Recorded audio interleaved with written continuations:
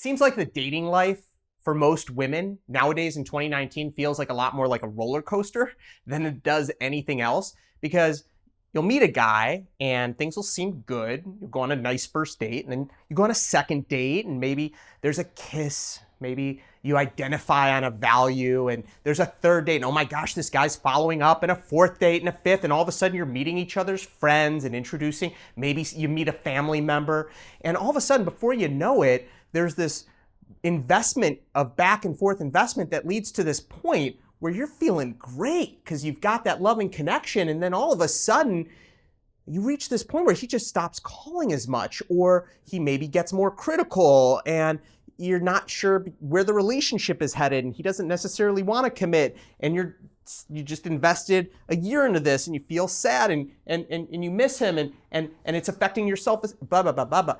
It's exhausting. But your friends tell you, get back out there. You gotta, do self-care, feel good about yourself, raise your value, do yoga, yada, yada. And then you meet a guy. Maybe things are different and better, and you meet each other's families, and you even talk about commitment. And then all of a sudden one day, he just is gone.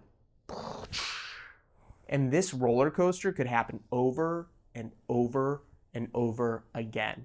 And this sounds crazy, but I speak to women hundreds and hundreds of conversation every single year about this topic. This is not a strange, unique story. This is way more common than you'd ever experience. And it's frustrating. It's so frustrating for me because you don't have to ride the roller coaster. Right next to the roller coaster is the gentle, calm path where you can walk hand in hand with a quality partner on this gentle, calm path, watching the roller coaster from a safe distance, enjoying nature, and enjoying your life in partnership. So how is it that some women can walk along this gentle, calm path while others are just screaming, riding this joy, pain roller coaster throughout their lifetime? Now, there's a little known psychological framework that I learned about years ago, and I was so surprised. It was mind-blowing. I've actually studied this framework, which I'll tell you about shortly, with some of the top psychologists and therapists in the world. And I'm surprised that more people don't know about this, because I believe this is one of the key secrets to being able to get off the roller coaster and walk along the gentle path. Now, here's one of the most important points. When you're on that roller coaster and you reach the point where a man starts pulling away, because up until that point, it's not a roller coaster, it's just a relationship that's growing. But at some point, it becomes a roller coaster where you hit that top point, that peak of the relationship, and then it starts to get real, okay? So what is going on at that point?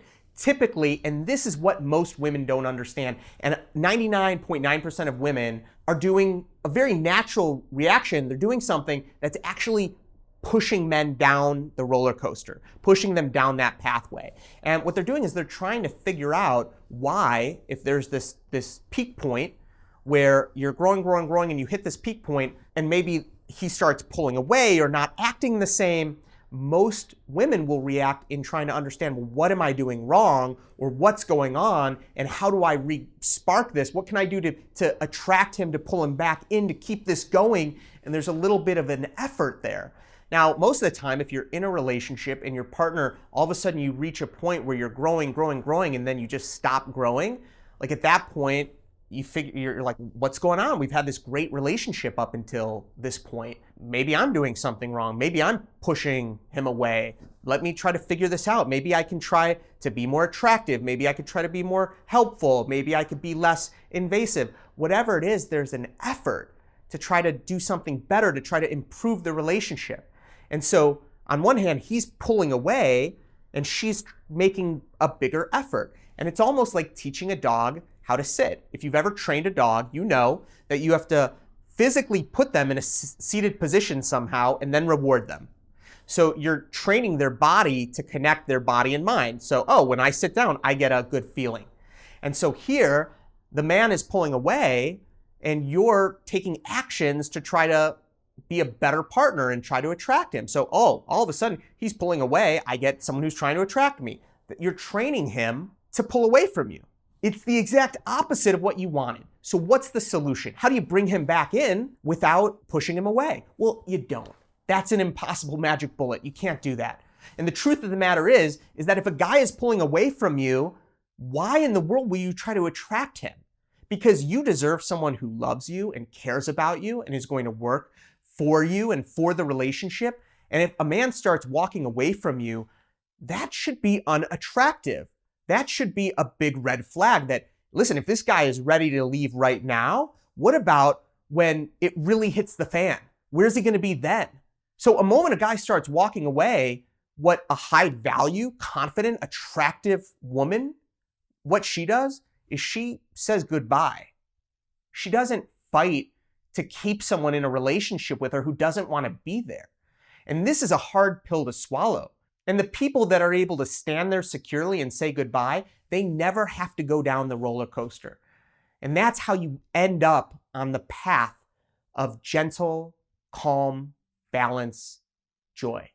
Just peaceful, calm, gentle stillness. It's through being secure. And the way to learn that security is through what I call the science of connection. Now, the science of connection is based on probably one of the most validated social science theories, which is attachment theory. And there's actually a lot of information out there on attachment theory, but they're missing a key element, which is talking about what happens when you get to the top of that roller coaster and a guy starts pulling away. What do you do then? And that's what I like to focus on. I like to focus on the problems that my clients are having and how to solve them. So what I did is I went in and I worked with some of the top psychologists in evolutionary psychology and attachment theory psychology to really understand and break down what does a woman need to do at those choice points that she reaches, at those peak points with a man, to have the best chance of continuing growth and commitment. What are the actions that you can take that build more attachment and connection? Or if the man's not a good fit, sends him flying off into space faster than you can snap your fingers. So those are the actions you want to focus on. And I created a presentation that can actually teach you how to get off the roller coaster using the science of connection so you can walk along the gentle path of stillness.